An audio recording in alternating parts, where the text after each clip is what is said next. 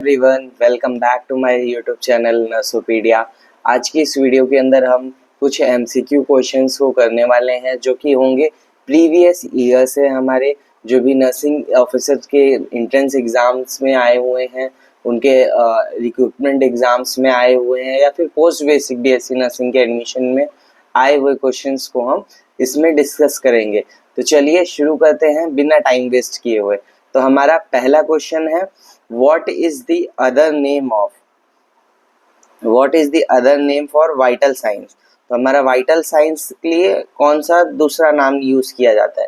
ये जो इतने भी क्वेश्चंस होंगे ये मैंने वाइटल साइंस से लिए हुए हैं। वाइटल साइंस हमारे क्या होते हैं, उनके कितने टाइप्स होते हैं, ये सब आपने बेसिक आपको पता होगा।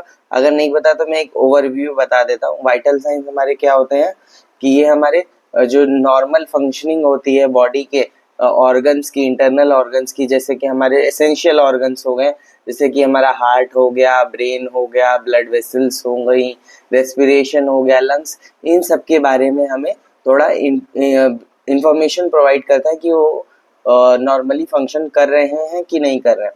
तो वाइटल साइंस के अंदर हमारा क्या आता है, टीपीआर, टी से होता है temperature, pulse and respiration, TPR, BP, फिर फिफ्थ होता है हमारा पेन एंड सिक्स्थ है हमारा SpO2 यानी कि oxygen saturation in the body. तो ये जितने भी क्वेश्चंस होंगे ये टेम्परेचर, पल्स, रेस्पिरेशन, इन सब से रिलेटेड होने वाले हैं। तो सबसे पहला क्वेश्चन हमारा, what is the other name for vital science? तो हमारा दूसरा नाम होता है वाइटल साइंस के लिए cardinal science. Cardinal signs is another name of vital sign.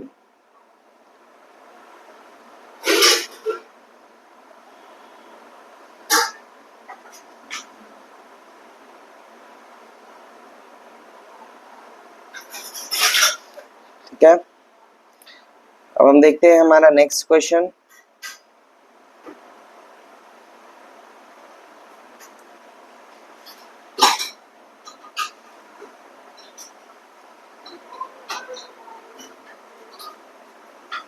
हमारा नेक्स्ट क्वेश्चन है, a client is admitted to the ward at 4 PM। अगर कोई क्लाइंट को हमने क्या किया, एडमिट किया वार्ड में 4 बजे।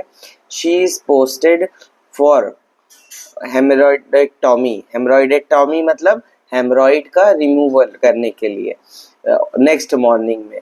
The nurse is expected to record assessment for her vital signs before checking the blood pressure. The most important principle nurse has to follow. अगर कोई पेशेंट है, उसकी हम नेक्स्ट डे सर्जरी होने वाली है और हमें उसका ब्लड प्रेशर चेक करना है, तो हमें सबसे ज़्यादा कौन सा प्रिंसिपल पे जो है फोकस करना होगा। तो देखते हैं क्या क्या ऑप्शंस हैं। फर्स्ट है हमारा, prepare the equipment and supplies, explain the procedure to the client, hand wash and fourth position the client. तो ये सब तो नॉर्मल होते हैं, हमें तो प्रिपेयर सारे होते ही हैं इक्विपमेंट्स हमारे पास, हैंड वॉश तो करने ही होते हैं, कोई भी प्रोसीजर हो तो इसमें कुछ इम्पॉर्टेंट नहीं है। पोजीशन द क्लाइंट, वैसे भी अगर वो एडमिटेड है तो वह अपनी पोजीशन में, कंफर्टेबल पोजीशन में उसको ऑलरेडी प्लेस किया गया होगा। तो यहाँ पे हमारा ऑप्शन कौन सा करेक्ट होगा, सेकेंड वाला, explain the procedure to the client. यहाँ पे हमें क्या करना है, प्रोसीजर सबसे पहले एक्सप्लेन करना है क्लाइंट को, वही सबसे ज़्यादा इम्पॉर्टेंट होता है। देन फिर हम नेक्स्ट क्वेश्चन देखते हैं।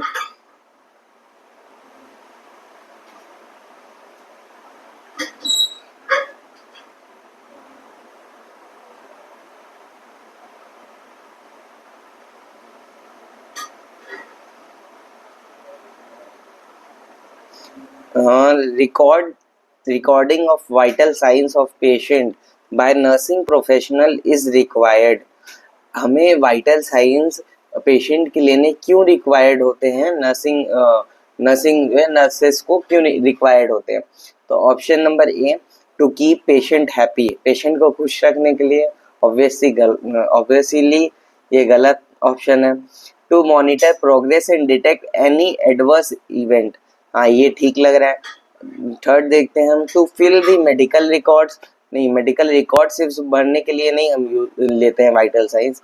To have data for research नहीं, मेन तो हमारा यही लिए होता है कि to monitor progress and detect any adverse event, ठीक है, मॉनिटर करने के लिए उसके अंदर प्रोग्रेस या कोई भी जो एबनॉर्मेलिटी हो रही है तो उसको हम आइडेंटिफाई करने के लिए हम वाइटल साइंस लेते हैं, ना कि पेशेंट को हैप्पी रखने के लिए। तो ये ऑप्शन तो एकदम से आप एलिमिनेशन से कर सकते हो। देन फिर हमारा फोर्थ क्वेश्चन है, the basic techniques of which of these are use to determine vital science.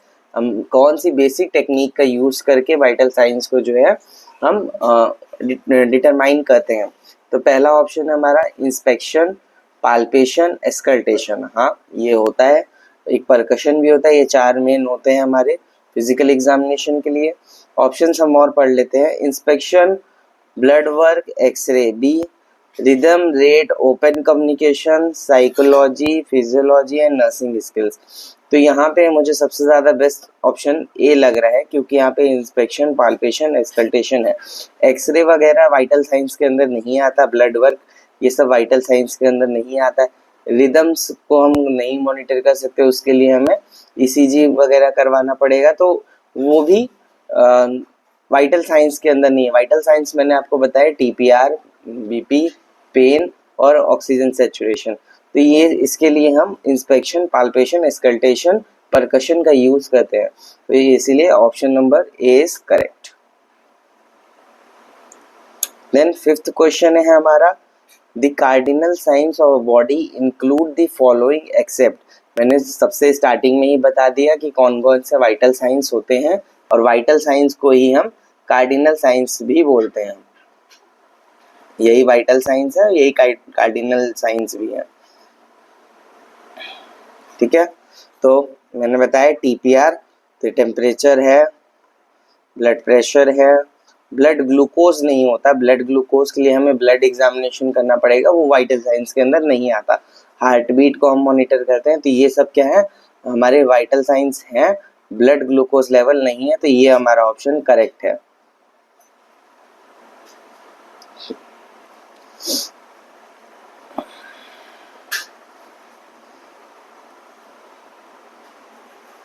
Then the fifth vital sign is, fifth vital sign मैंने आपको बताया पहले स्टार्टिंग से, टीपीआर, देन ब्लड प्रेशर, उसके बाद क्या है, पेन। पेन क्या हुआ हमारा, फिफ्थ वाइटल साइन हुआ।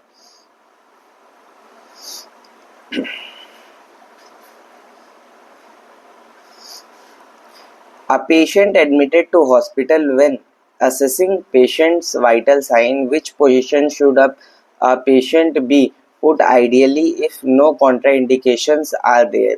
ये बड़े बड़े क्वेश्चंस देख के आप डरना नहीं, ये बहुत सिंपल होते हैं, बस थोड़ा सा लेंदी होता है, उसको पढ़ने में टाइम लगता है, समझने में टाइम लगता है, बाकी होते ईजिली हैं। तो इसको हम समझते हैं। Patient admitted to hospital when assessing patient vital signs, which position should patient be put ideally if no contraindication। मतलब सिंपली पूछा हुआ है कि वाइटल साइंस हमें असिस्ट करने के लिए कौन सी पोजीशन देनी चाहिए पेशेंट को। तो ऑप्शंस देख लेते हैं। सिटिंग अपराइट ऑन चेयर और bed, lying flat on back with knees flexed, और फिर उसके बाद lying flat back with arm extend.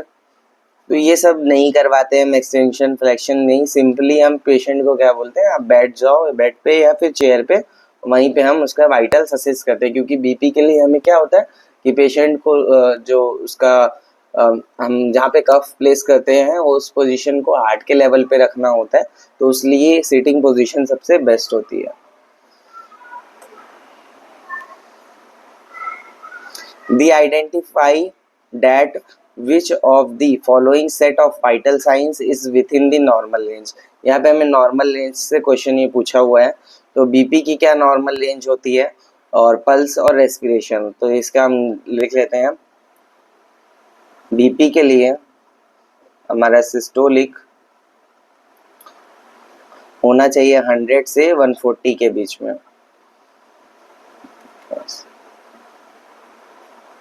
100 से 140, और डायस्टोलिक होना चाहिए हमारा 60 to 90 के बीच में। ये होती है नॉर्मल रेंज हमारे बीपी के लिए। फिर पल्स के लिए नॉर्मल रेंज होती है हमारे 60 to 100 बीट्स पर मिनट, और रेस्पिरेशन के लिए होती है 12 to 20 ब्रीथ्स पर मिनट। यहाँ ये बीट्स पर मिनट है, ये ब्रीथ्स पर मिनट है, ये ध्यान देना आप लोग। तो अब इसमें से हम चेक करते हैं कौन से ऑप्शन में ये तीनों जो है सही बैठ रहे हैं। तो हमारा बीपी तो लगभग सब में नॉर्मल आ रहा है, बस ये वाला जो ऑप्शन भी है इसमें ये डायस्टोलिक बहुत ज़्यादा नीचे हो गया है। बाकी तो सब में ऑप्शन में सही है। अब हम पल्स चेक करते हैं। पल्स में क्या है, 100 से ज़्यादा नहीं होना चाहिए और 60 से कम नहीं होना चाहिए। तो ये 100 से ज़्यादा है, ये 60 से कम है। ये दोनों जो ऑप्शन ए और डी जो है ये नॉर्मल रेंज में है। फिर रेस्पिरेशन हम चेक करेंगे। तो रेस्पिरेशन हमारा क्या है, ए ऑप्शन में कितना है, 24 है। 24 क्या है, अबव है हमारा, तो ये हो जाएगा टैकीकार्डिया में। बट हमारा जो ऑप्शन डी है उसमें 16 है, तो option number D is correct.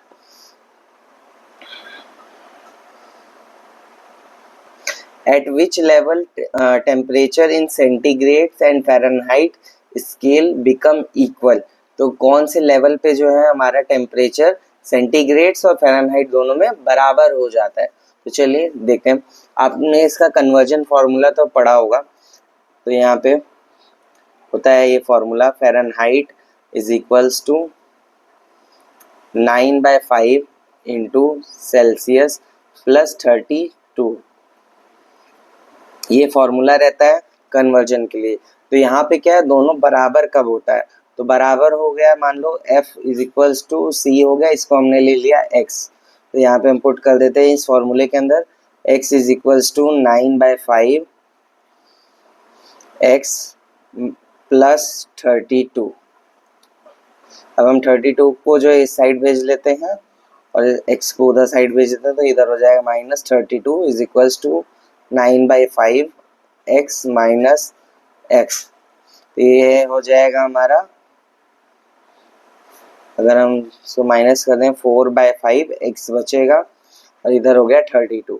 तो अब यहाँ से हम 4 से कट कर दें तो इसको ये हो गया 8, then x is equals to हमारा आ जाएगा -40। तो -40 डिग्री सेल्सियस पे क्या होता है, फ़ारेनहाइट इज इक्वल्स टू हो जाता है हमारा सेल्सियस पे। तो ऑप्शन सी।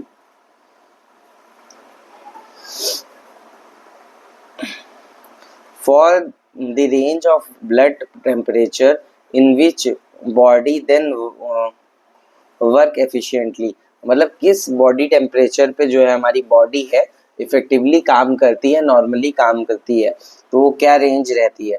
तो नॉर्मली क्या होता है, बॉडी टेम्परेचर हमारा 37 डिग्री सेल्सियस होता है। तो इससे ना ज़्यादा, बहुत ज़्यादा होना चाहिए, ना ही कम होना चाहिए। तो हम ऐसे ऑप्शंस को देखते हैं। तो यहाँ पे ये 30 बहुत ज़्यादा कम हो जाएगा, तो ये हाइपोथर्मिया में चला जाएगा पेशेंट। और ये 50 बहुत ज़्यादा हो जाएगा, तो ये वाले तो ऑप्शन बिल्कुल भी नहीं होगा। हमारा ये वाला ऑप्शन हो सकता है, ये तो 0 to 100 दे दिया, ये भी नहीं हो सकता ऑप्शन। तो हमारा सबसे बेस्ट ऑप्शन ए है 34 to 41 डिग्री सेल्सियस। ये ज़्यादा रेंज नहीं हुई है, बस 3 कम किया, 3 ज़्यादा किया है, तो ये बेटर है option. Clinical thermometer indicates temperature in degree Fahrenheit from. तो क्लिनिकल थर्मामीटर में क्या होता है, टेम्परेचर फ़ारेनहाइट में हमारा 95 डिग्री फ़ारेनहाइट से लेके 110 डिग्री फ़ारेनहाइट तक दिया हुआ होता है हमें। तो यहाँ पे हम देखते हैं ऑप्शन में कौन सा बेस्ट ऑप्शन रहेगा। तो हम 95 से नीचे नहीं जा सकते हैं, पर हम 95 के अबव जा सकते हैं और 100 से हमें नीचे रहना है। तो इस रेंज के अंदर होना चाहिए। तो इस रेंज के अंदर हमारा ऑप्शन है option number D 96 to 110। The right route to check temperature in childrens. बच्चों के अंदर कौन सा बेस्ट रूट रहता है टेम्परेचर चेक करने के लिए। तो ओरल टेम्परेचर बच्चों के अंदर नहीं लिया जाता है, जो कि इन्फेंट्स होते हैं, क्योंकि वो बाइट कर लेते हैं थर्मामीटर को, वो जो है उनके लिए हार्मफुल हो जाता है मरकरी वाले थर्मामीटर में, तो इसका नहीं यूज़ किया जाता है। बेस्ट हमारा रहता है यहाँ पे एक्सिलरी, क्योंकि रेक्टल में बार बार अगर बच्चों के अंदर हम थर्मामीटर इंसर्ट करेंगे तो उनका एनल स्फिंक्टर में डैमेज होने के चांसेस होते हैं, इसलिए हमारा एक्सिलरी मेथड जो है वो सबसे बेस्ट रहता है। देन नेक्स्ट क्वेश्चन है हमारा, difference between oral and axillary temperature is. Oral और एक्सिलरी टेम्परेचर में कितना डिफरेंस होता है? तो ओरल और एक्सिलरी टेम्परेचर के बीच में हमारा होता है 1 डिग्री फ़ारेनहाइट का डिफरेंस होता है, वो भी माइनस का, यानी कि ओरल में क्या होता है, ज़्यादा होता है 1 डिग्री फ़ारेनहाइट, और ओरल के कंपेरिजन में एक्सिलरी में 1 डिग्री फ़ारेनहाइट कम रहता है। और यहाँ पे दे रखा है डिग्री सेल्सियस में, तो यहाँ पे मैं आपको बता दूं 1 degree Fahrenheit is equals to 0.6 degree Celsius. ठीक है, तो हमारा ऑप्शन नंबर हो जाएगा डी।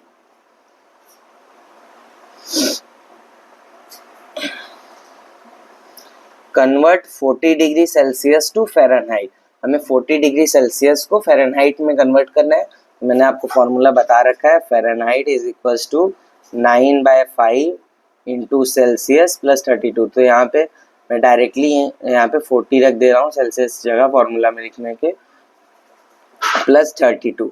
तो यहाँ से 5 8 ज़ा 40, ये कट गया। देन फ़ारेनहाइट हमारा, अच्छा 8 9 ज़ा 72 प्लस 32, तो ये हमारा हो जाएगा फ़ारेनहाइट के अंदर 104 डिग्री फ़ारेनहाइट। ऑप्शन नंबर ए।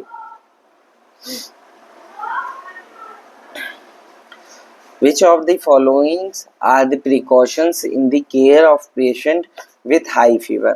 अगर कोई पेशेंट है हाई फीवर के साथ, तो उसके अंदर हम क्या क्या प्रिकॉशंस लेंगे, देखते हैं options. Never leave a patient with high fever alone, हम पेशेंट को अकेला नहीं छोड़ेंगे। राइगर एंड कन्वर्जन में occur at any time. Administer antipyretic drugs. Tepid cold sponging is not useful in patient not responding to antipyretic. ऐसा नहीं होता है, हमारा जो ऑप्शन डी है ये तो बिल्कुल गलत है। कोल्ड स्पंजिंग तो हमारा यूजफुल होता है, एंटीपायरेटिक्स अगर नहीं हम काम कर रही होती हैं तो कोल्ड स्पंजिंग सबसे बेस्ट यूजफुल मेथड है। एडमिनिस्टर करते हैं हम कोई भी तरह का फीवर हो उसमें एंटीपायरेटिक्स तो एडमिनिस्टर करेंगे, ये ऑप्शन सही है। राइगर और कन्वर्जन, ऐसा नहीं है कि अगर हाई फीवर है तो आना ही आना है, ऐसा नहीं होता है, बहुत रेयर केसेस में आता है, तो ये ऑप्शन गलत है। तो पेशेंट को अकेला नहीं छोड़ सकते, नहीं इतना भी ज़्यादा क्रिटिकल नहीं होता है, तो हमारा ये ऑप्शन सी करेक्ट होगा, administer antipyretic drugs. If the pulse rate is more than 100 per minute, the condition is called। अगर हमारा पल्स रेट 100 से अबव होगा तो उसे हम टैकीकार्डिया कहेंगे। ब्रेडिकार्डिया जब 60 से कम होता है तब बोलते हैं। ठीक है, हाइपरपीनिया और ब्रेडीपीनिया ये तो हमारा रेस्पिरेशन से रिलेटेड टर्म्स होते हैं।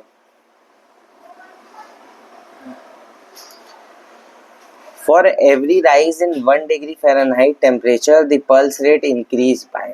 अगर 1 डिग्री फ़ारेनहाइट टेम्परेचर बढ़ता है तो हमारा पल्स रेट कितना बढ़ेगा, तो वो बढ़ेगा हमारा 10 बीट्स पर मिनट।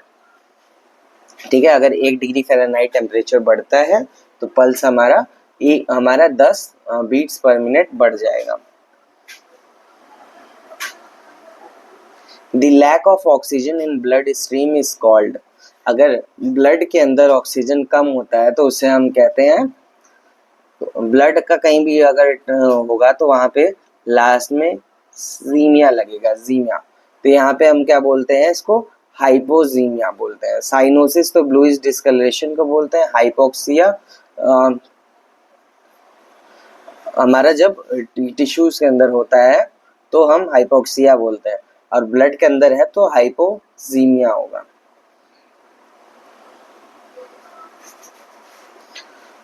नंबर 19th क्वेश्चन है, increase depth of breath with normal respiratory rate is called. अगर ब्रीथिंग की डेप्थ बढ़ जाती है, यानी गहरी सांसें अगर कोई पर्सन लेने लग जाता है तो उसे हम बोलते हैं हाइपरपीनिया। उस कंडीशन को हम बोलते हैं हाइपरपीनिया। Which option describes ऑर्थोपीनिया। ऑर्थोपीनिया क्या होता है, उसको कौन सा ऑप्शन बताया, तो ऑप्शंस में पढ़ देता हूँ एक बार। Ability to breathe only in upright, breathe होगा, सॉरी ब्रीथ नहीं, यहाँ पे ब्रीथ होगा, ये ability to breathe only in upright sitting और स्टैंडिंग पोजिशन, ठीक है। बी ऑप्शन है difficulty in breathing, difficulty in breathing को हम डिस्पीनिया बोलते हैं। तो rhythmic waxing and waning of respiration नहीं है, भी नहीं होगा। स्लो ब्रीदिंग नहीं होगा। यहाँ पे क्या होता है, ऑर्थोपीनिया की कंडीशन में जब पर्सन लेटा हुआ होता है तो उसे सांस लेने में प्रॉब्लम हो रही होती है, बट वो सिटिंग और स्टैंडिंग पोजीशन में वो ठीक हो जाता है, वो आराम से सांस लेने लग जाता है।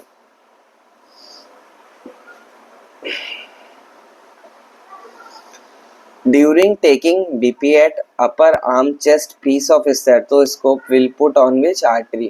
हम जब भी ब्लड प्रेशर ले रहे होते हैं हमारे अपर आर्म से, तो हम हमारा जो चेस्ट पीस होता है स्टेथोस्कोप का, उसको हम कौन सी आर्टरी के ऊपर पुट करते हैं। तो अगर हम अपर आर्म से ले रहे होते हैं बीपी, तो यहाँ पे ब्रेकियल आर्टरी प्रेजेंट होती है, तो उसी के ऊपर हम पुट करते हैं। तो नॉर्मल एनाटॉमी से क्वेश्चन है ये।